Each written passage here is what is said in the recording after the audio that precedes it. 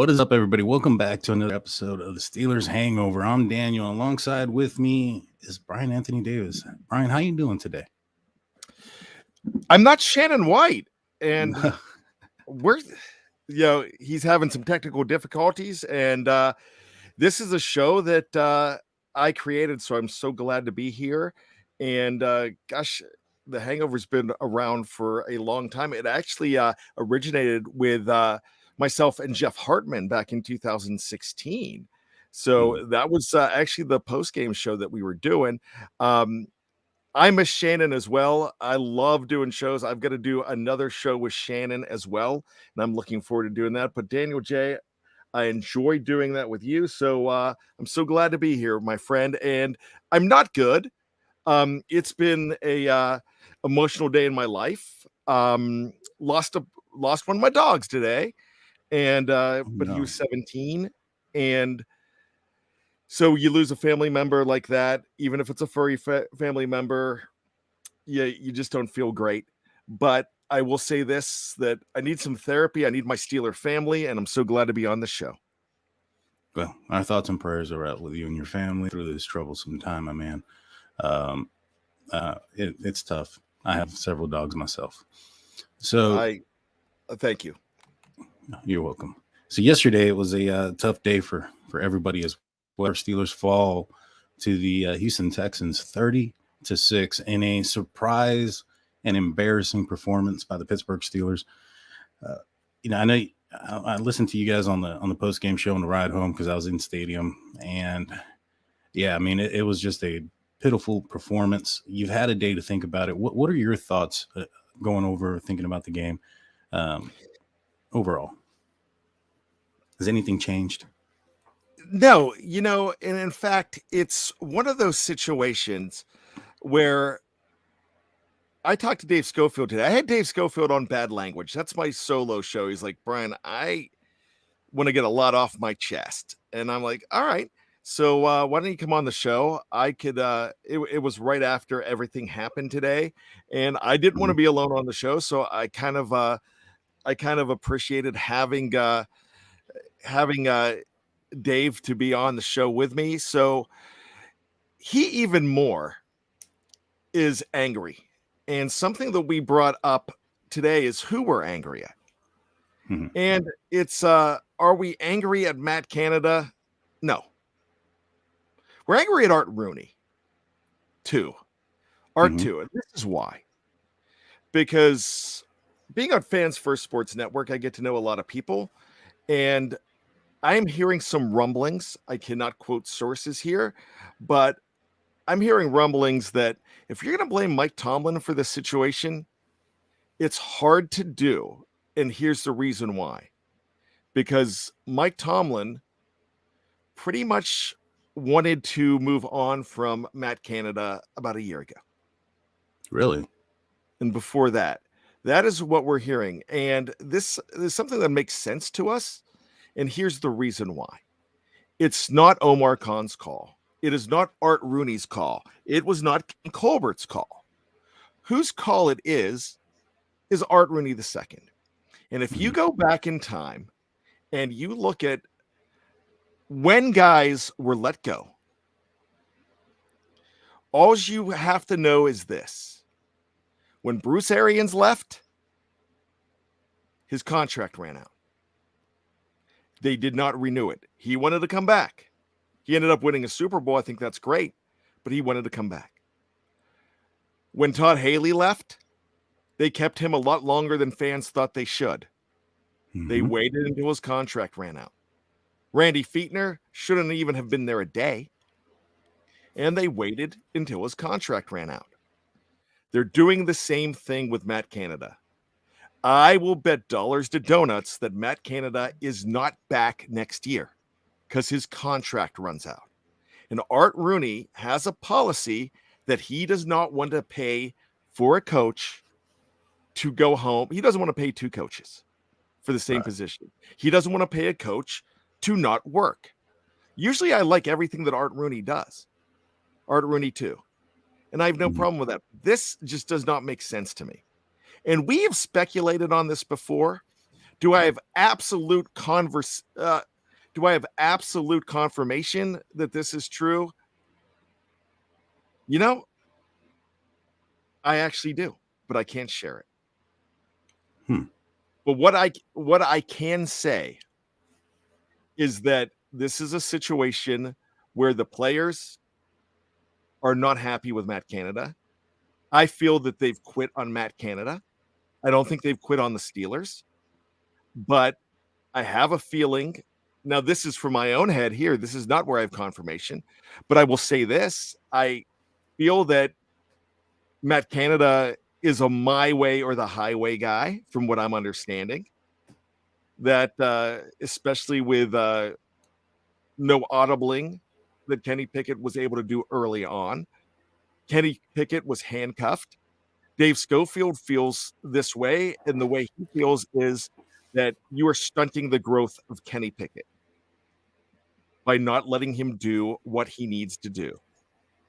Brian Brown says, translation of what Bat is saying, oh no, the offense stinks again.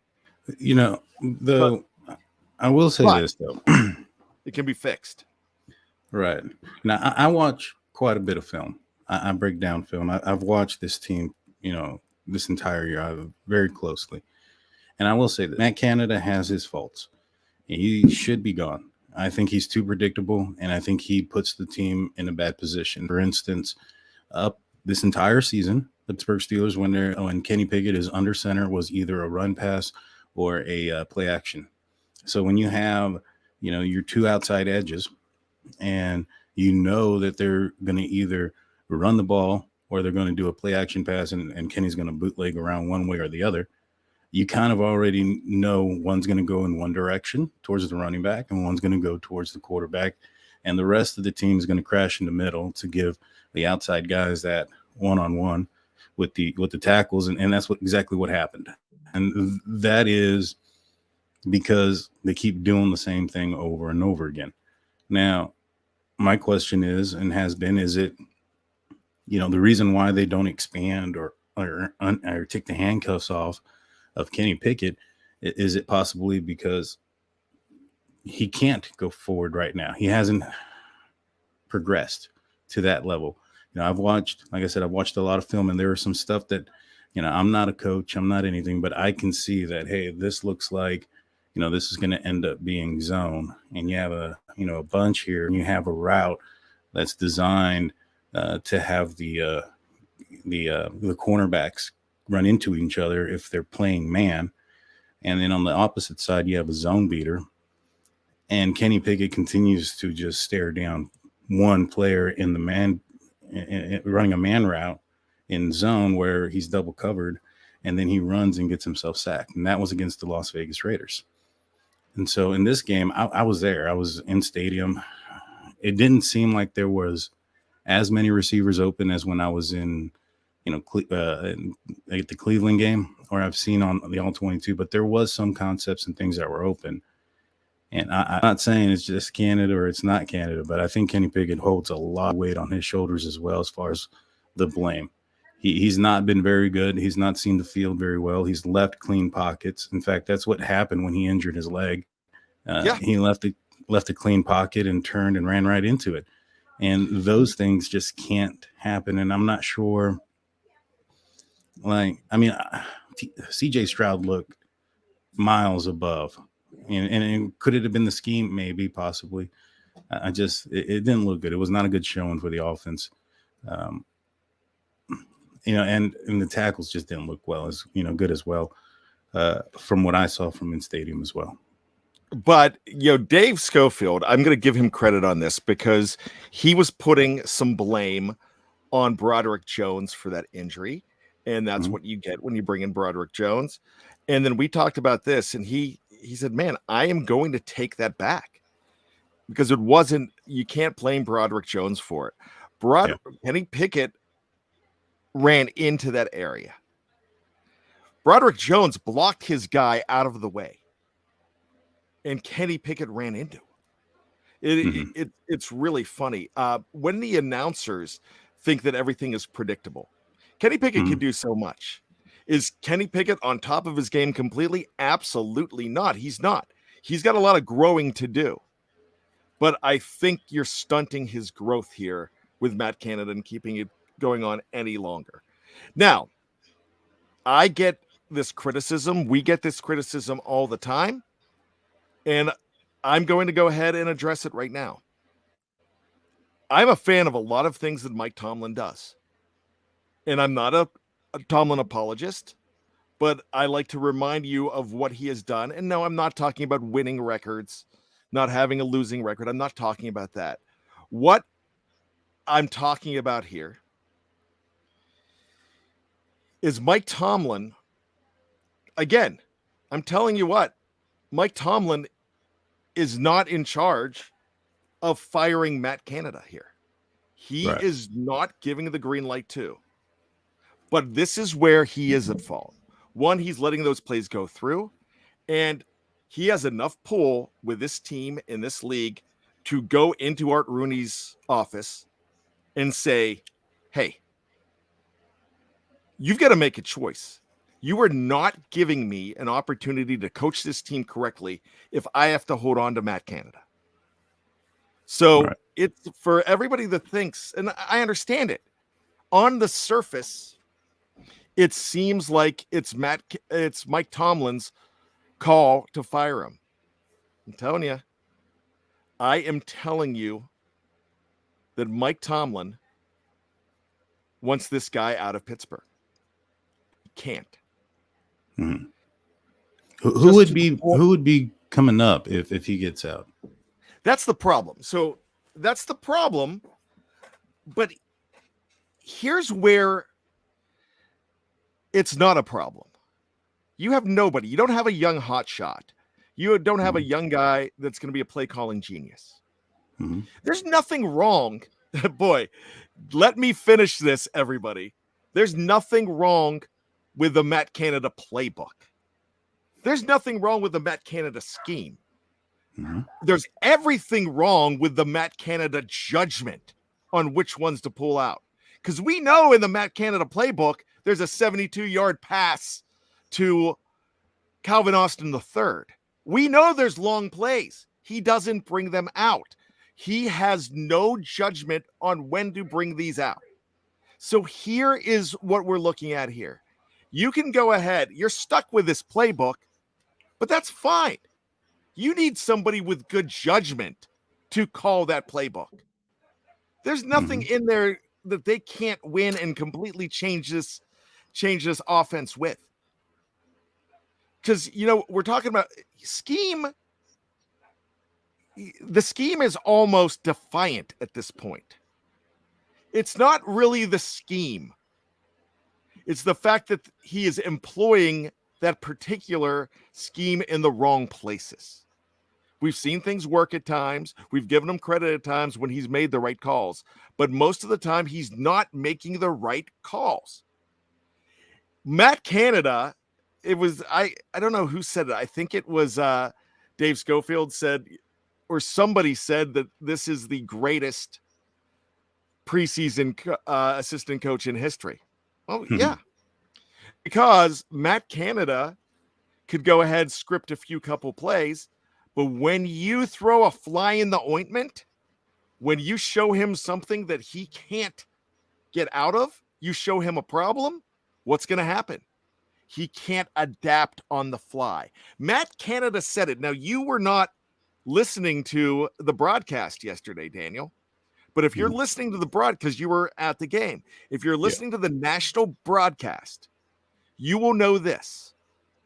Matt Canada was quoted by the national broadcasters and announcers that this is not a good team to come from behind. The offense isn't built to come from behind. You can't have an offense that can't come from behind. You can't even admit that. That's ridiculous. I mean, I understand him saying it. I understand him saying it, but is he wrong? I mean, if a team gets up on the Pittsburgh Steelers, they're not able to come from behind. They don't have them. They don't have an identity. They don't have a set of plays that work. There's no bread and butter. They live off of splash plays at this point, whether it's offensively or defensively.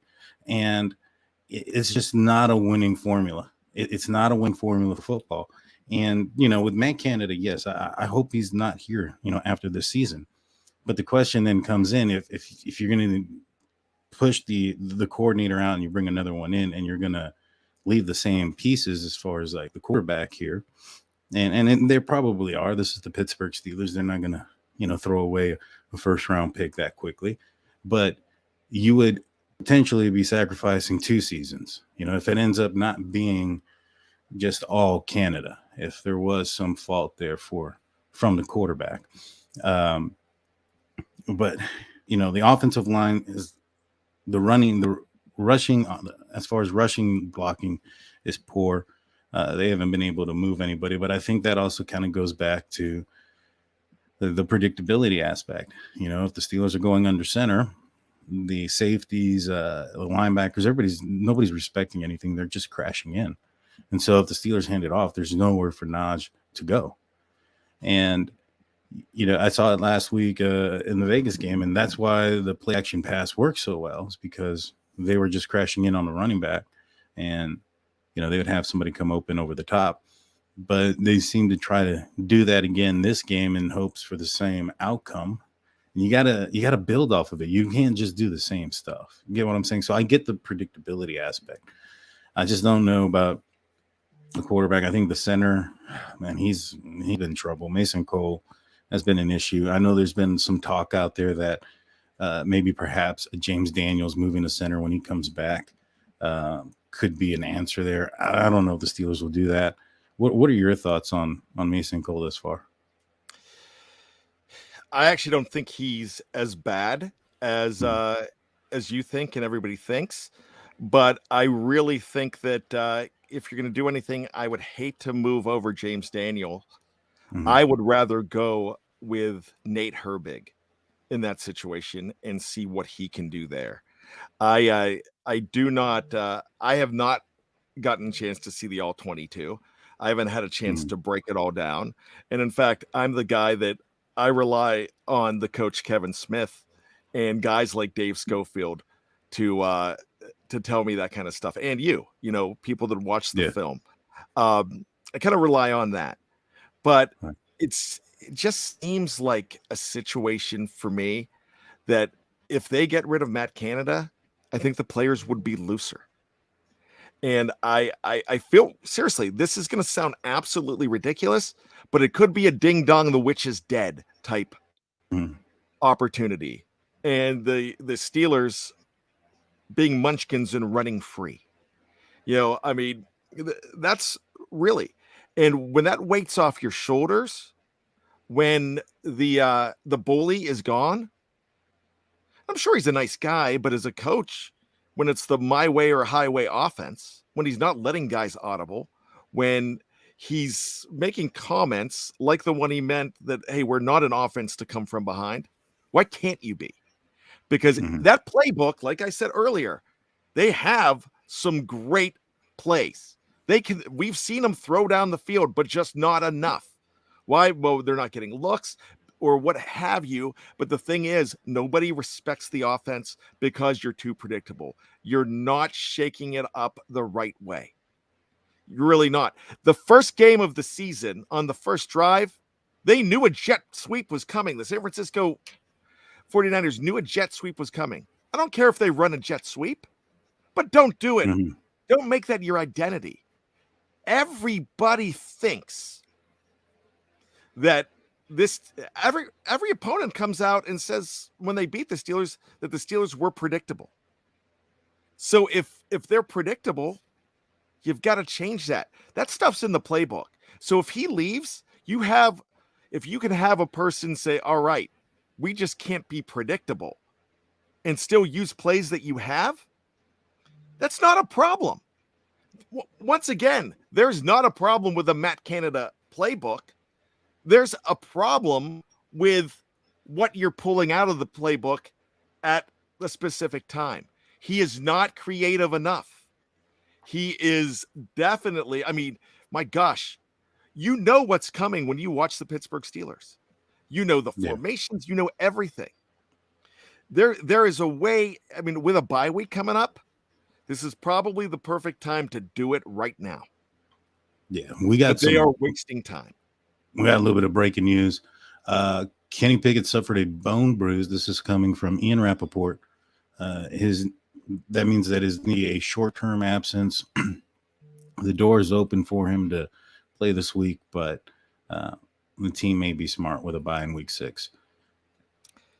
Kenny Pickett is not going to be worth a damn if Matt Canada is still there. And, I'm quick on that. I'm not ready to throw in the towel because I've seen some brilliance from Kenny Pickett. Mm-hmm. But I want to see Kenny Pickett without Matt Canada. And if it's still the same Kenny Pickett, then I'll be glad to say yeah. But when you look around on this team, it's not just the offensive coordinator. It is not just it is not just the offensive line. It is not just the quarterback. The defense is suspect now too. It's time to see more Joey Porter. Yeah. Sure, Levi Wallace has three interceptions or 2 interceptions this year. Sure, Levi Wallace has made plays, but man, he's getting beaten up. Other guys could make plays there and not get as beaten up. And that's something to look at there. This is man, they are really missing Cam Hayward. Mm-hmm. But you can't rely. I mean, he's not going to be there much longer anyways. Yeah. You just really can't rely on that. But this season's not dead if they don't want it to be dead. But it's time for Mike Tomlin to stand up and say, it's got to stop. We can't, You're not going to progress. And Dave Schofield, gosh, I love Dave. Everybody thinks Dave and I argue all the time. We don't. We're almost like Kornheiser and Wilbon, where we just like to debate each other.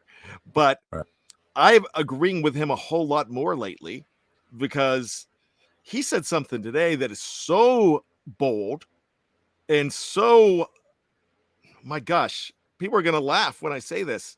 You might laugh when you hear Dave say this, but he thinks Mike Tomlin needs to go in with a letter of resignation and say, if you value me, you tear this up and you fire the coach right now. You fire the offensive coordinator and let me run my team. Seriously, that's what it's got to be. I'll say this before we take our break. The Steelers have usually extended Mike Tomlin when there's 2 years out. They haven't done that yet, and it's next year's his last year in his contract. Maybe the writing is on the wall there as well. But we're going to take a quick break. When we get back, we're going to get more into depth about the defense and more about what I saw in person at the game, especially during the warm-up time and things like that. Don't go anywhere if you're on the YouTube side. We're not going anywhere on audio side. Just a word from our sponsors.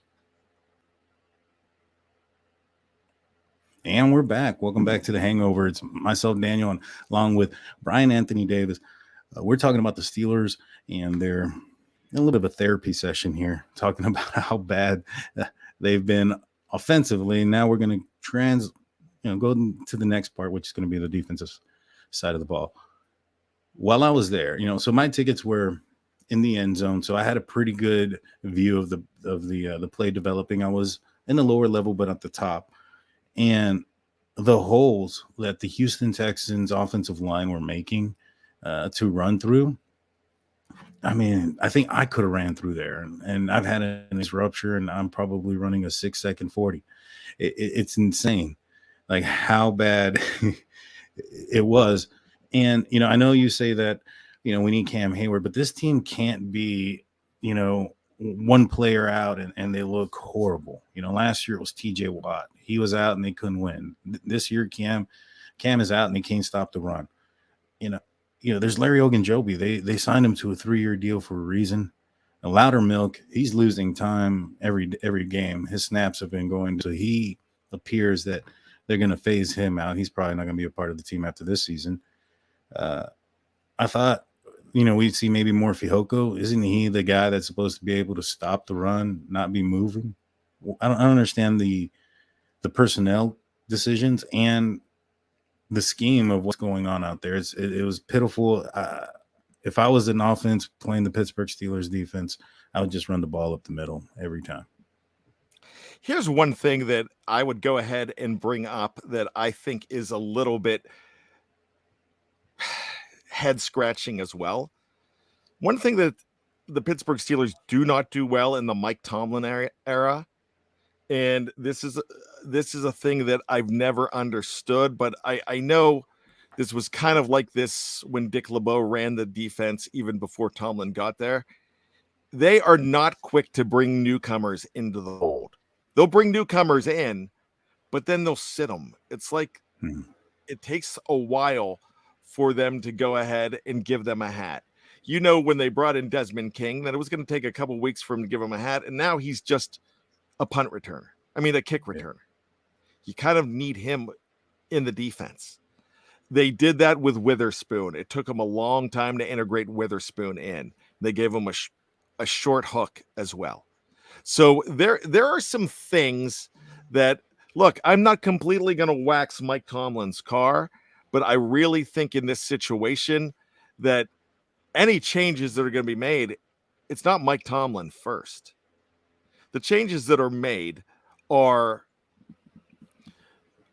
need to be with coordinators first and see how that shakes out. And that's just the progression of things. And that's how they do business. And I'm calling on them to do business a little bit differently, but I want to see this team have the right tools. I guarantee you, if they do it, if they go ahead and get rid of Matt Canada, and even though that's something they don't do, I think their hand might be getting forced. I think it's getting to the point where they are sacrificing the season, and they know they just can't do that anymore.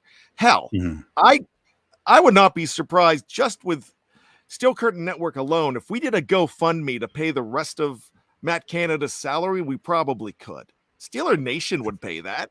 Yeah, they really would. So why wouldn't you do that? But, they are playing checkers when Bobby Slowick and other coordinators are playing chess against them on both sides of the ball. What's going to happen, though?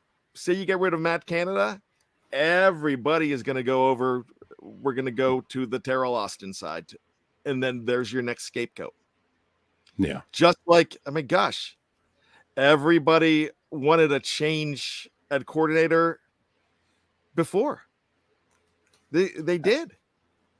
I mean, Mike Tomlin may not have a say as far as when somebody gets fired, but you would think he'd have a say when somebody gets hired. And he hired these guys. It's interesting. Dave Schofield brought this up again. Look how long it took for them to hire Matt Canada. Yeah. That means they weren't sold on Matt Canada. That just kind of tells me that there was some inner strife, and there was some debate on what they should do there. And that's exactly what it was, because last year or 2 years ago, whenever they made the move, I believe, it was 2022 before the season. When they did that, it wasn't right away. It wasn't the Randy Fichtner situation where you have Haley out of town and then they're right away Arians, because it was Ben's guy. Not right. Arians, excuse me. Fichtner, because it was Ben's guy. So when that happens, they didn't even look around. So that they were doing that to appease Ben. I have a feeling that wasn't Mike Tomlin's call either. Yeah. And it's just like every single team, and even Bill Belichick. My gosh, I'm sure Bill Belichick still has to run a few things by Robert Kraft here and there. Probably not much. But if Kraft wants something, he's going to get it. Because you're paying the bills. you know, I do think that when you mentioned Big Ben there and Rooney and Mike Tomlin, I think they wanted to get rid of Big Ben. I think that was a Mike Tomlin thing. I think that was a Matt Canada thing. And the reason why he came back, and Ben alluded this on his podcast, that it was Art Rooney that wanted back for one more year.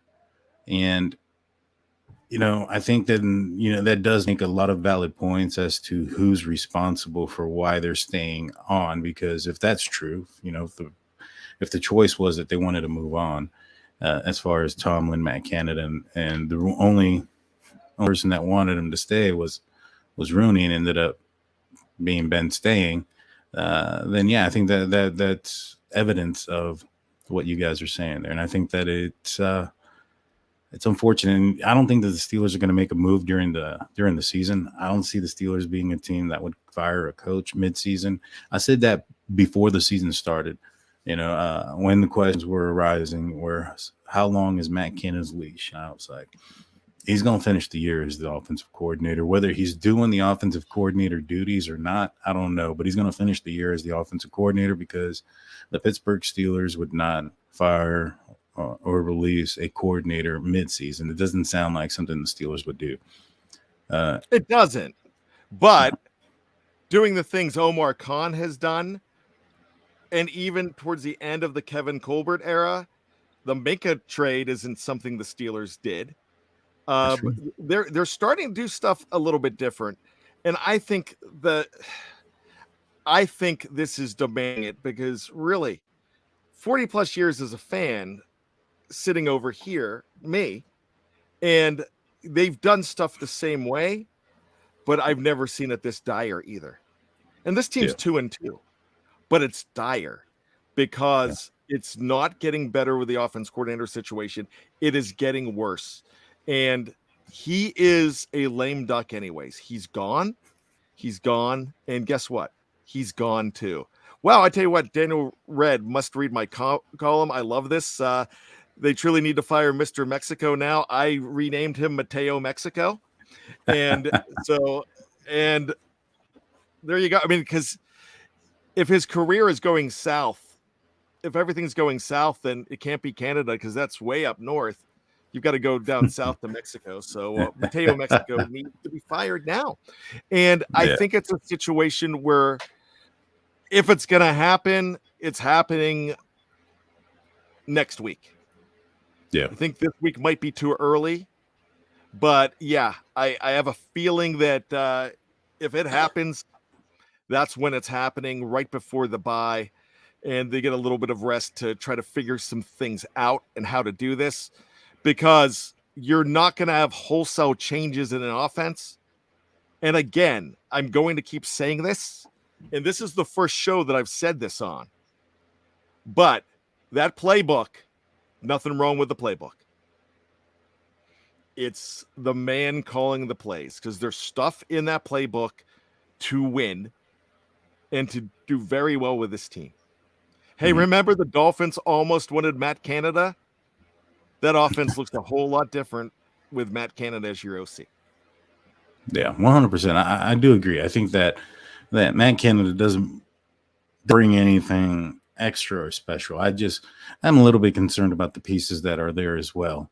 I think that there's some questions to be had about decision making, about leaving pockets when they're clean, about looking at a receiver and not throwing it. I've seen that happen. Where the receiver's wide open and he double clutches and then takes off and runs into trouble. And, I think there's some things that you can't really blame on the coordinator, but I do think that the coordinator puts this team in such a horrible position where especially when it comes to the running game is super predictable. You can't get around it. And yeah, this guy definitely needs to probably not be coaching in the NFL. I don't think he's a caliber coach. And maybe he should go back to Pitt, but because I think that's the place he's ever excelled at. Isn't that correct? Like all the other college stops he had were poor performances as well. I know my father-in-law is an LSU fan, and he wasn't too high on Canada either when he was there. Pat Narduzzi They say that they parted ways amicably. Pat Narduzzi claims he fired him. Oh, Yeah, I mean, they parted ways, but they didn't part ways. And if you're listening to this, I just stuck my quotation fingers up. So, you know what? There's some things that I can't elaborate on. mhm. I really can't, because these are off the record comments that I have uncovered. Right. And I You know, cannot elaborate completely, but I I will will, say this. There have been feelers for another play caller to come in this season after the season started. So that means in the last month. And I'll tell you that would that. be great. You know, I Yeah, will say this, that but while I was there, it appeared at certain points where in the second half that Mike Sullivan was calling the plays. I saw him with a card on the sideline, and when there was timeouts or anything, Kenny would come up to him. They would look at this card, and he would tell him things. He had the headset. He had the card, the whole 9 yards. That guy, from my distance, I couldn't tell who he was. After a while, I figured out that was Mike Sullivan, but I was like, I think that guy's calling plays. The offense is going to him, and I mean, I don't know. I think that they showed Canada in the broadcast a couple of times. That's what I heard. I've only watched the condensed version. They don't show that stuff. Gotcha. They did, and it was funny. You can see the monitor with his head behind it too. Yeah, it's if that's true that there's some feelers going out and there's some possibility and some movement here, that brings some excitement and it could save the season. I mean, at the very least, like you mentioned before, it would get the pressure off of these players a little bit. It's like, taking the stink off, so to speak. And now you can try to put your best foot forward and, work on the execution of whatever it is that somebody else comes in and does. But I'm excited about it. I know you got to get going. So do you have any final words before we you know what? knock it out? You're going to hate me saying this, but first and foremost, keep the faith.